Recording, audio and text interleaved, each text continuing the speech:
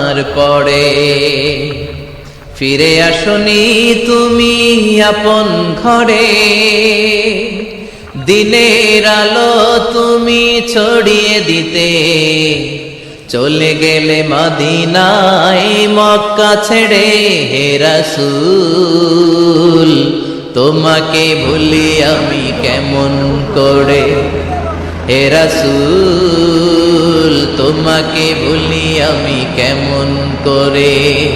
হাজার ব্যথা বেদনার পরে ফিরে আসনি তুমি আপন ঘরে, দিনের আলো তুমি ছড়িয়ে দিতে চলে গেলে মদিনায় মক্কা ছেড়ে। হে রাসূল তোমাকে ভুলি আমি কেমন করে।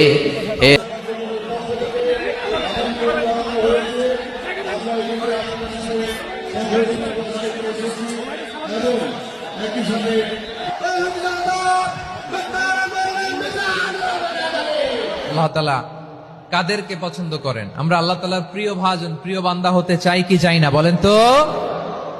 চাই। এবং যাদের মধ্যে এই 10টি বৈশিষ্ট্য থাকবে তাদের জন্য আল্লাহ তাআলা ক্ষমা এবং মহা প্রতিদানের ব্যবস্থা রেখেছেন।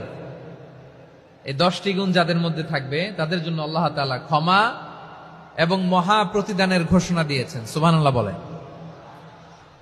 এবং এই 10টি বৈশিষ্ট্যের মধ্যে ইসলামের মৌলিক যে মূল্যবোধগুলো, মোরালিটি, এথিক্স, এগুলো চলে এসেছে। মৌলিক কথাগুলো দিন ইসলামের প্রায় সকল অনুষঙ্গের সমাবেশ ঘটেছে এই আয়াতে। এবং এই আয়াতে পুরুষের পাশাপাশি নারীদেরকেও আল্লাহ তাআলা স্পেশাল গুরুত্ব দিয়েছেন। সুবহানাল্লাহ পড়বেন না? Gender equality in terms of getting rewards, প্রতিদান বা সওয়াব পাওয়ার দিক থেকে ইসলামে নারী পুরুষ সমান। অনেকে বলে ইসলাম নারীদেরকে ঠকিয়েছে, নারী পুরুষ নাকি সমান না। অনেক নারীবাদীরা বলেন, আমি প্রিয় বোনদের বলবো এই আয়াতের দিকে তাকান। এদেশে পরস্পরে দেখা হলে দেয় সালাম, এদেশে আমজনতার হৃদয় জুড়ে পাক কালাম। ঠিক কিনা বলেন? এদেশে পরস্পরে দেখা হলে দেয় সালাম, এদেশে আমজনতার হৃদয় জুড়ে পাক কালাম। এদেশে খারাপ হলে সর্বজনে সর্বক্ষণে দোয়া পড়ে ইন্না লিল্লাহ সুবহানাল্লাহ সুবহানাল্লাহ সুবহানাল্লাহ সুবহানাল্লাহ। এদেশে আজান শুনে সূর্য ওঠে শহর গ্রামে, এদেশে আজান শুনে সূর্য ডুবে সন্ধ্যা নামে।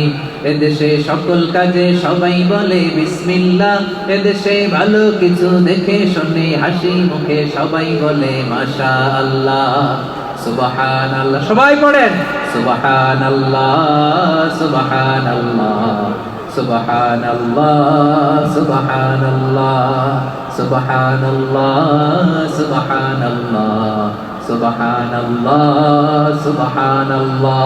এদেশের আসল পরিচয় ইসলাম। চিৎকার করে বলতে হবে, এদেশের আসল পরিচয় কি? এজন্য রব্বুল আলামিন বলেন, ওয়াসবির আলা মা ইয়াকুলুনা ওয়াহজুরহুম হাজরান জামিলা। ও নবী, ধৈর্য ধারণ করেন, ওরা যাই বলুক আপনি মন খারাপ করবেন না, ওদেরকে আপনি ইগনোর করেন, ওদেরকে দাম দেওয়ার দরকার নাই।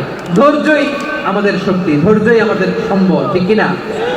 আমার প্রিয় ময়মনসিংহবাসী, ধৈর্য এমন একটা গাছ। আমার দিকে তাকান, খেয়াল করে শোনেন, জরুরি কথা। ধৈর্য এটা এমন একটা গাছ যে গাছের চারিদিকে কাটা, কিন্তু এই গাছের ফলটা বড় মিষ্টি। ধৈর্য এমন একটা গাছ যে গাছের চারিদিকে কাটা, কিন্তু এই গাছের ফল বড় মিষ্টি, সুমিষ্ট। ধৈর্য যদি ধরতে পারেন, এর ফলাফল দিব কে? আমরা 16 বছর ধৈর্য ধরছি না? এই ফলাফল আমাদেরকে আরশের উপর থেকে দান করেছে কে?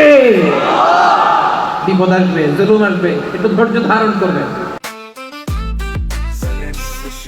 জেনেক্সে শিফট করো, লাইফকে লিফট করো, ফলাফল পেয়ে যাবেন। ঠিক কিনা বলেন? এজন্য আল্লাহ বলেন, আস-সাবিরিনা ওয়াস-সাবিরাতি, ধৈর্যশীল বান্দা বান্দীদেরকে আমি বড় পছন্দ করি। وَلَنَبْلُوَنَّكُمْ بِشَيْءٍ مِّنَ الْخَوْفِ وَالْجُوعِ وَنَقْصٍ مِّنَ الْأَمْوَالِ وَالْأَنفُسِ وَالثَّمَرَاتِ وَبَشِّرِ الصَّابِرِينَ। আল্লাহ বলে, এই জমিনে আমি ভয় দিয়ে, ক্ষুধা দিয়ে, জানমালের হানি দিয়ে, সম্পদ হানি দিয়ে তোমাদেরকে পরীক্ষা করব। এই পরীক্ষায় সফল হবে তারা ধৈর্য ধারণ করেছে যারা। ইন্নাল্লাহা মা'আস সাবিরিন, ধৈর্য ধারণকারীদের সাথে আল্লাহ ছাড়া নাই। ধৈর্য ধরতে হবে, ধৈর্য ধরতে হবে। ধৈর্য এমন গাছ যে গাছের চারিদিকে কাটা, ফলটা বড় মিষ্টি। বিশ্বনবী বলেন, আজাবান লি আমরিল মুমিন আন্না আমরাহু কুল্লাহু লাহু খায়র ওয়া লাইসা যালিকা ইল্লা লিল মুমিন ফাইন আসাবাতহু সাররাউ শাকারা ফাকানা খায়রাল্লাহ ওয়া ইন আসাবাতহু দাররাউ সাবারা ফাকানা খায়রাল্লাহ। বিশ্বনবী বলেন, এই যে ঈমানদারদের ব্যাপারটাই আলাদা, ব্যাপারটাই আলাদা। এটা ঈমানদার ছাড়া অন্য কেউ এই বরকত পায় না। কি বরকত? ফাইন আসাবাতহু সাররাউ শাকারা। ঈমানদাররা ভালো অবস্থায় থাকলে শুকরিয়া করে, এটা তার জন্য ভালো। শুকরিয়া করলে সওয়াব আছে না নাই? মুমিনরা বিপদে পড়লে ধৈর্য ধরে। আচ্ছা বলেন তো, ধৈর্য ধরলেও সওয়াব আছে না নাই? তাহলে সুখের সময় শুকর, দুঃখের সময় সবর, উইন উইন সিচুয়েশন। আমাদের সারা জীবনই এই দুই আমল আছে না নাই? হয় আমরা শুকর গুজার হই, নয় সবর করি। সুখের দিনে আমরা শুকর গুজার হই, বিপদের দিনে সবর ইখতিয়ার করি। তাহলে হয় শুকর নয় সবর।